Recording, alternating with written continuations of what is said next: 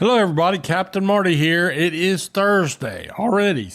No, wait a minute. Yeah, that's right. Thursday, the 18th of July. Had to think about that for a minute. Wind's been blowing, fishing limited, but I'll tell you what is happening and what to expect in just a moment. So stay right there. Fishing Ocracoke is the ultimate lifetime dream for a lot of people. Captain Ernest with Gecko Sport Fishing and the Drum Runner can help you achieve that dream to the fullest. Whether you're looking to go offshore for tuna, mahi, and billfish, or inshore for puppy drum, speckled trout, and more, Gecko Sport Fishing and the Drum Runner can go from 2 feet to 2,000 feet of water. Full day, half day, and evening trips are available. Call Captain Ernest at 252-921-0095. Gecko Sport Fishing and the Drum Runner. Make your Ocracoke fishing dream a reality. Hi, I'm Captain Jay Cudworth of the Kokomo with Paradise Dolphin Cruises at Safe Harbor Marina in Wanchese. I want to invite you to take a ride out on the Roanoke Sound to see the majestic bottlenose dolphins up close. As a native, I'll be telling you stories from these waters as a boy growing up in Wanchese. Nature and history have combined to make this area unique, and I love sharing this special place with special people. So come on aboard with me and my crew and experience the real beauty of the Outer Banks. For more information, go online to ParadiseDolphinCruises.com. Again, this is Captain Jay. I look forward to seeing you soon.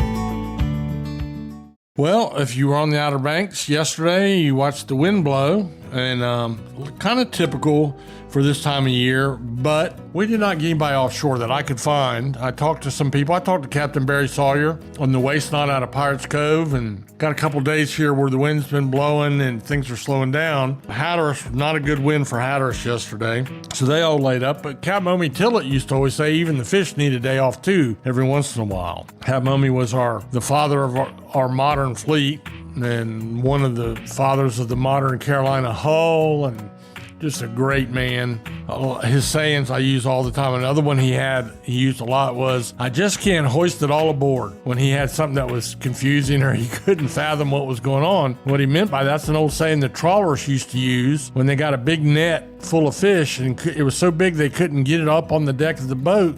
They just couldn't hoist it all aboard. And that's what Omie would say when he just couldn't sort through everything he had in his sea bag, I guess you would say. Hatteras fleet, nothing going on down there yesterday. They might have had some people back in the Sound. I'll tell you more about that in a minute. Oregon Inlet, same thing, nobody out fishing, and we'll just have to see what happens today, tomorrow, into the weekend. We got rain coming on the way, but here's what has been happening. There's been good blackfin tuna, wahoo, and mahi down in Hatteras. Scattered blue marlin bite, a few sailfish showing up in the catches down there. At Oregon Inlet, it's been some good quality yellowfin tuna, not huge numbers, 4 to 12 would be average. A few big-eyed tunas, but a problem with sharks biting a lot of those tunas in half, or biting them to where you don't catch nothing but the eyeballs, literally. That's a struggle. But they also have had some good dolphin or mahi in the catches. There's about an equal number of wahoo. I would say 1 per day would be the average per boat,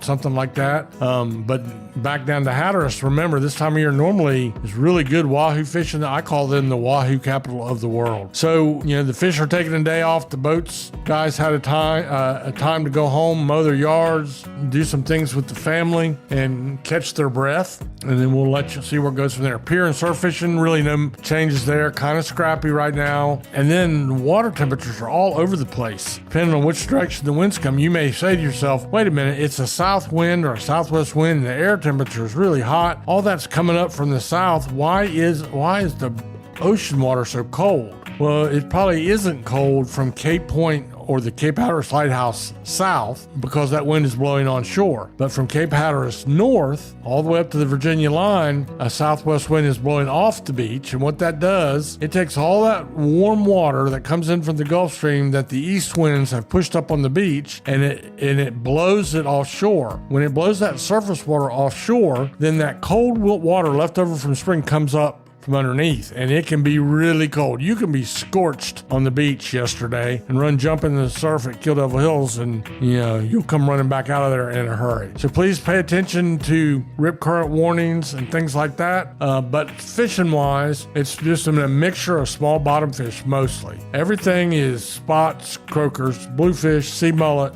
a few pompano, and then bonus fish would be a puppy drum, a black drum, or a speckled trout. That's what's going on there. I'm going to take a little break, and I'll be back to tell you about the sound fishing.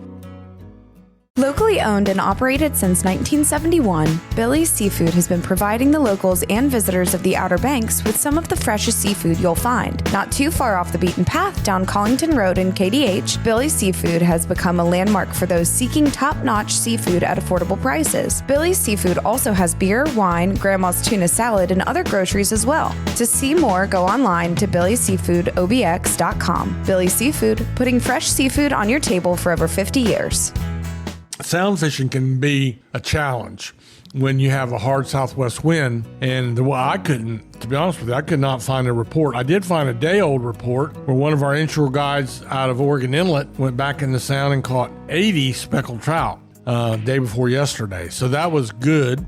And I knew the speckled trout were out there. There also is some schools of drum. There are schools back in the sound, puppy drum, and some big drum, but also outside of our inlets, and we didn't mention that really, but outside of the inlets where they're catching ribbon fish and Spanish mackerel, almost every day there's a big school of drum spotted somewhere. And some of them were north of Oregon Inlet the last few days, and that's a catch and release fishery, or the drum could be back in the sound, and they might be caught with bottom bait fishing on the shoals in the evening. One thing is for sure, don't push your luck with these southwest winds. The Pamlico Sound's 25 miles across, 120 miles long, and it can get really, really rough out there. So there's no need to push your luck. Now, there are plenty of places you can fish off the beach. If you go and check my friend Tony Lombardi's website, walkingangler.com, he's got lots of information on places you can go, piers and bridges and sound shores where you can go and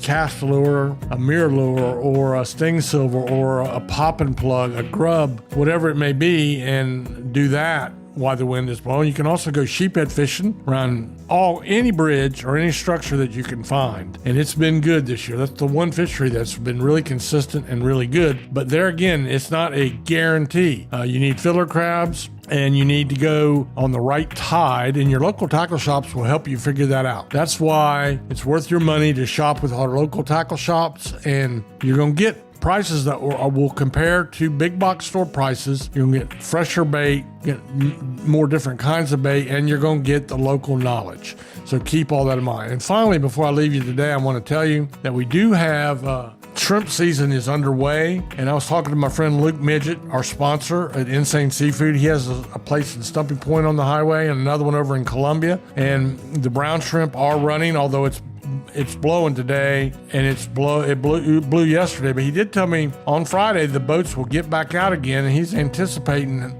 having a good run of brown shrimp. They just jumped up in size. It just got more plentiful, and he's got a fleet of boats. So for all of you that are following along with this report that want to go down there, the way to do that is to go down there and buy a 50-pound wax box of shrimp. And you can get them, he gave me rough figures, but for heads on assorted shrimp, $3.50 a pound. And then if you want, they probably will be grading. I don't know if they'll grade and separate, but the bigger shrimp will go with heads off from $4 to $7 a pound. So that's what you can think about. It's no problem heading your own shrimp, but even if you're here on vacation, you can get a box of shrimp. 50 pounds with the heads on will wind up about 30 pounds with the heads off. You can head them with a pair of scissors, a pair of pruning shears, or with your fingers, and then freeze them up. You'd be surprised how quickly a beach cottage with 2 or 3 families in it can go to a 50-pound box of shrimp. Now, again, that's Insane Seafood. They're in Stumpy Point, right on the highway, or over in Columbia. And we also have Mike and Matt down there at Fresh Catch and Wanchese, and I believe they have shrimp. They'll have shrimp this weekend too. So both of them are good friends, good sponsors, good people to do business with, and it's a nice little drive to get out this weekend. So that's everything that's going on. I do appreciate you joining us, and thank you for your loyalty. If there's any questions that you have that I can answer, I'm not the best at getting back to you quickly, but the Captain Marty Brill Facebook page is probably the best place to do that. And have a great day. Be safe on the water. Let me know what you're doing. Let me know what you're catching. I'd love to hear about it.